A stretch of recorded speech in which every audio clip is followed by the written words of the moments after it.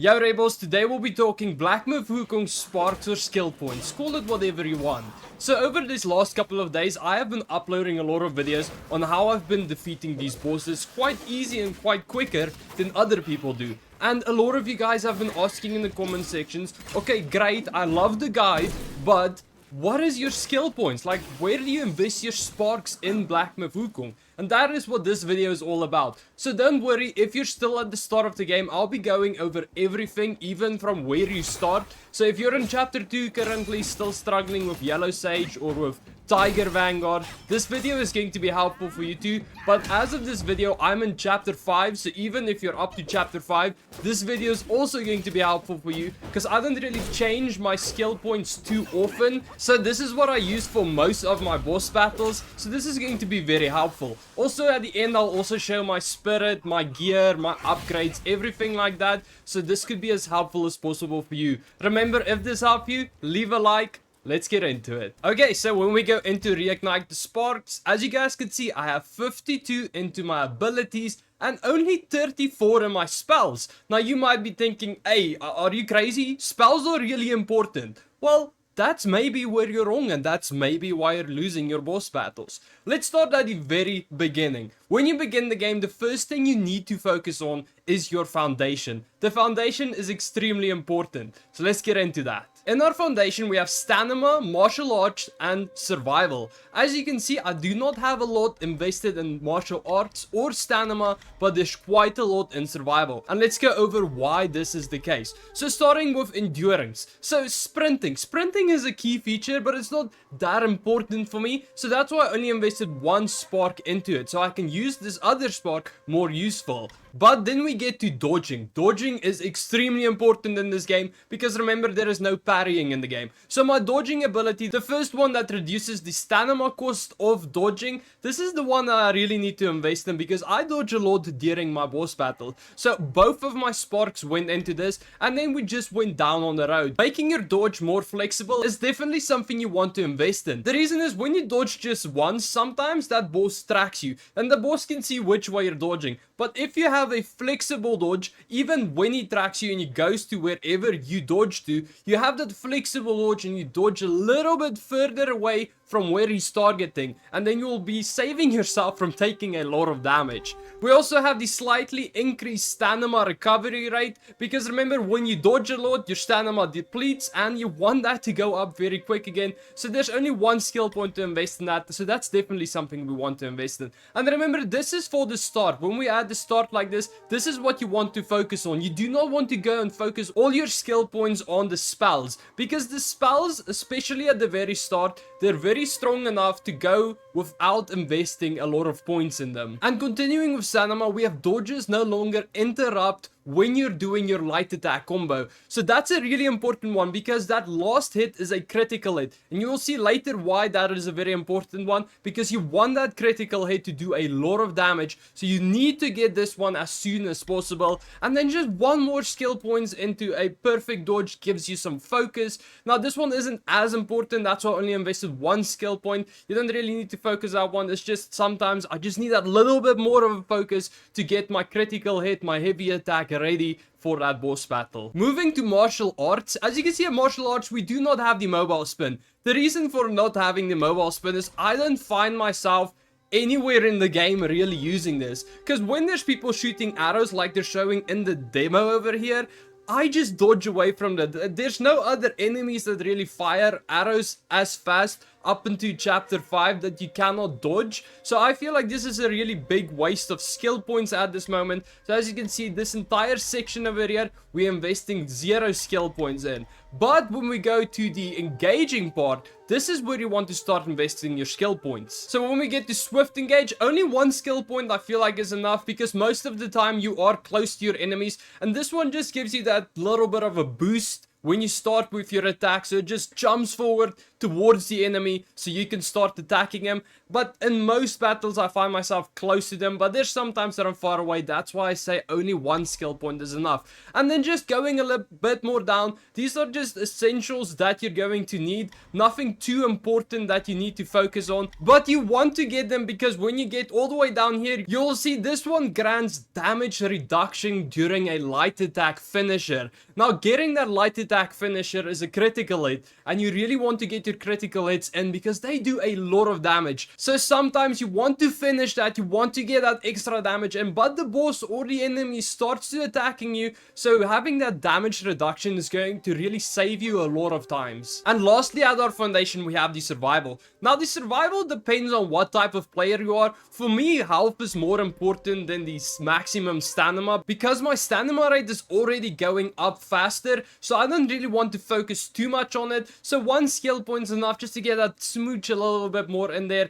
and I rather would focus on the health. But remember, if you're more of a stamina player than a health player, then I would suggest investing 3 skill points into the stamina and only 1 skill point into your health. And then also you'll see I have 1 skill point into the critical hit chance. So during a light attack, maybe with a normal light attack, that you can hit the critical hit, which will help you a lot in the boss battle. But remember, this also depends on the gear. You need to level this up according to your gear, because a lot of gear, especially your staff, gives extra critical hit chances. So you should go check your critical hit percentage, see if you need more critical hit chance or not. So for me, I don't really need more than 14%. My target goal is between 12 and 14%. I feel like that's a really good goal for critical hit chance. But I mean, you can go crazy berserkers, you can go for 20%, whatever percentage you want, especially if you're a very aggressive player. The higher the better. If you're more of a defensive player, the critical hit isn't that important for you. So it depends on your situation that you're currently in. So for that reason, in chapter 5, I only have my critical hit chance on 1 spark into it. But this is where it gets interesting. Now we have critical hit damage. So this one will determine how much damage your critical hit will do. So it's very important that your critical hit, especially with our previous martial arts skill point that we have, that damage reduction is in, it's really important that we do a lot of damage if we're going into that and not receiving a lot of damage when we hit our critical hits. So for that reason, my critical hit is nearly max. I think with my next skill point, I'm most likely going to invest it so my critical hit damage is max, so that I can do as most damage as soon as possible when I do that critical hit. And then, like I said, I'm a really mindful player. I always look at my stamina bar while I'm busy with an attack, so I'm not too concerned on my stamina. So I only have 1 skill point invested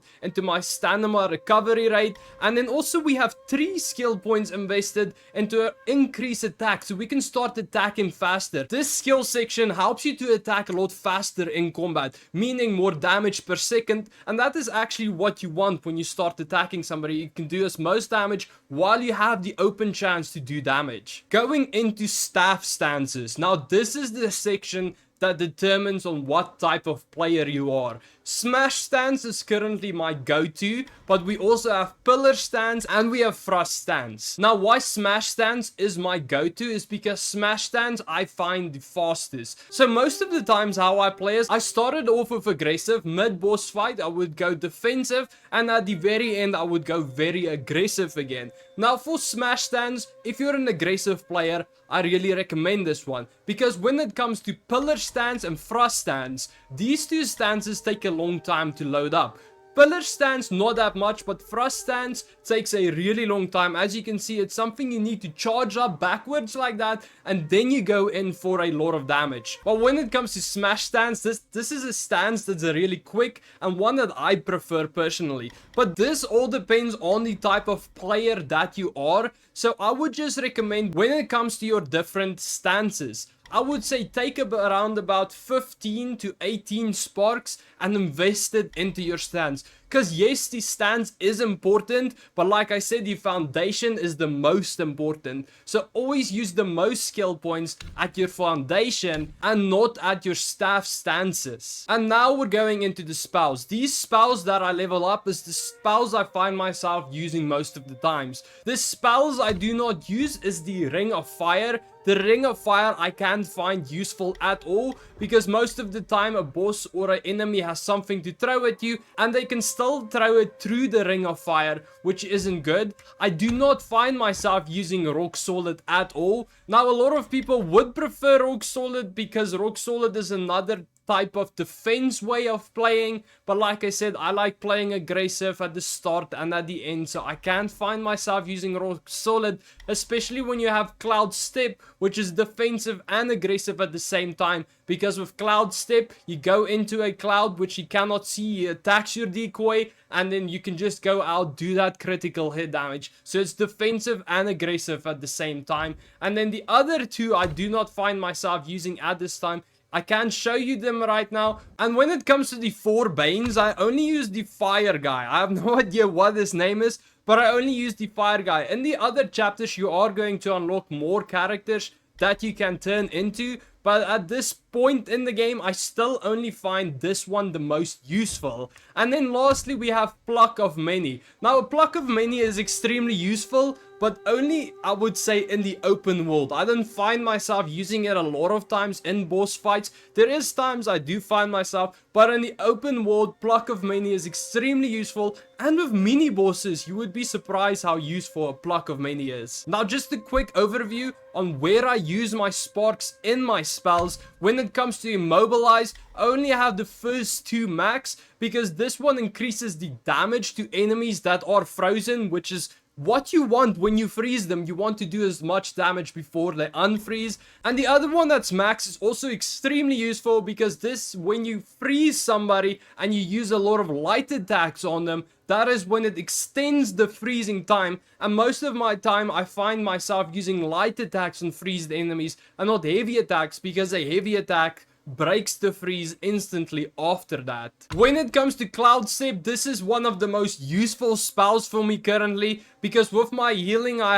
also get a bit of mana, and this doesn't use a lot of mana. As you can see, only 40 points out of mana, so every time I heal I get a little bit of mana. If my mana ran out, then I can use the Cloud Step, which is really useful. As you can see, I have maxed everything at Cloud Step for that reason, and I would also recommend you doing it if you have the healing that gives you mana as well. And when it's for the 4 Banes transformation, I only have certain stuff upgraded here. These top 3 I do not find too useful. I have tried them before I tried the bottom ones.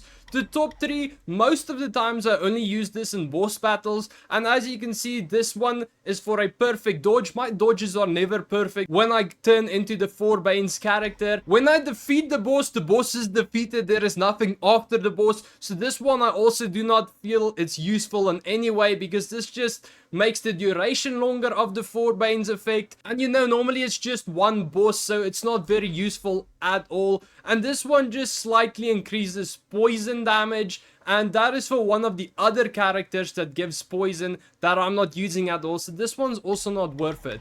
But when we get to the bottom, I highly recommend you get that might recovery speed, so it can load faster, so you can use it maybe 2 times in a boss battle. So as you can see, I have 2 skill points invested in over here at maximum might, so we can get 2 heavy attacks done. So for those of you who do not know, if you fight light attacks on an enemy, your yellow bar is going to charge up. When it's charged up, you dodge forward, you press your heavy attack, and roll an extremely damaging critical hit, which is really useful. So with 1 skill point increase, I could do that twice when I turn into my 4 Banes character. And then just 1 last skill point on the maximum health. Now when it comes to my 4 Banes character, I normally turn into him to be a punching bag, because my dodges, that's when I start choking. I'm like, okay, wait, I need to change into this character. I keep on choking my dodges, so that's why I have 1 skill point invested in the maximum health when you transform. But moving on to the relics, so I currently have 4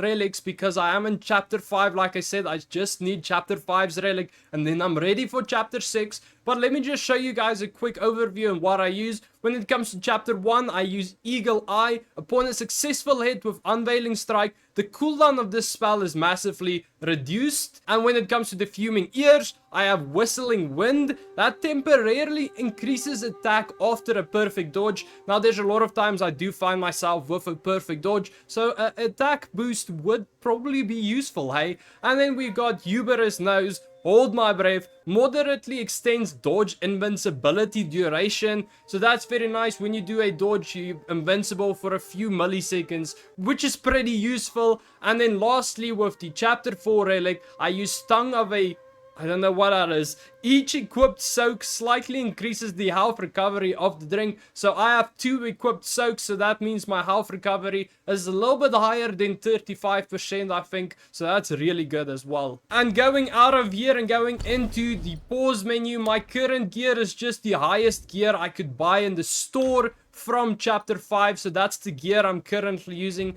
Most of the time, I just use gear that you buy and not gear that you find in the open world. Because most gear I find in the open world, well, they're obviously going to be lower now. But for instance, this one that you find in chapter 2, it was lower than the store-bought gear. Because you always need to look way on the right how it's going to affect your stats. So as you can see, if I equip this right now, it's going to do minus 26 defense. And I do not want minus 26 defense, but when it comes to this one, look at my defense, it's 221. When it comes to my spirits, I absolutely love the spearbone spirit. My spirit is currently max. The reason why I love the spearbone spirit is because when you transform into him, you cannot take any damage. I do not take any damage in a boss fight when I transform into him. So he really comes into clutch. And when it comes to your vessels, it is important you know what type of situation you are in. So this one increases burn resistance. I'm currently in chapter 5.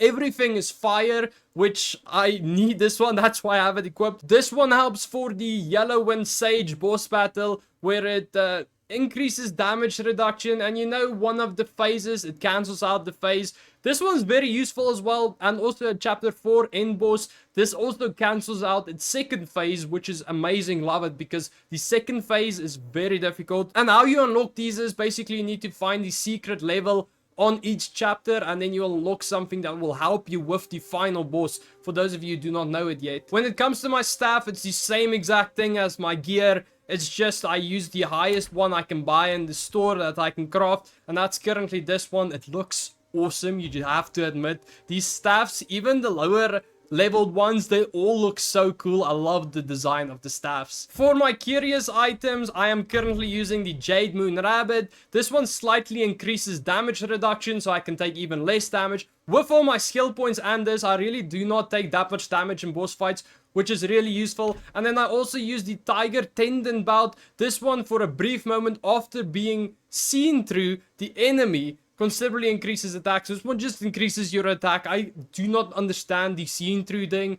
If you guys do, please help me out. I just saw increased attack, and that's why I picked this one. And that's my only legendary curious item. When it comes to my healing, my Gourd, I do not know how to pronounce this one. I'm using the Zhang River Goddess Gourd. Now this one, each sip recovers 36% of maximum health and a moderated amount of mana. Now this is the one I was talking about earlier with the mana. That's why the Cloud Step is really important. And then also, with that 36%, I have the Relic that helps me get more percentage because of my soaks that I'm using. And that's it for the video, everybody. Thank you guys so much for watching. I really hope you guys understand your sparks and your gear and everything better now. I hope this was useful. Thank you for watching, and GG Gamers.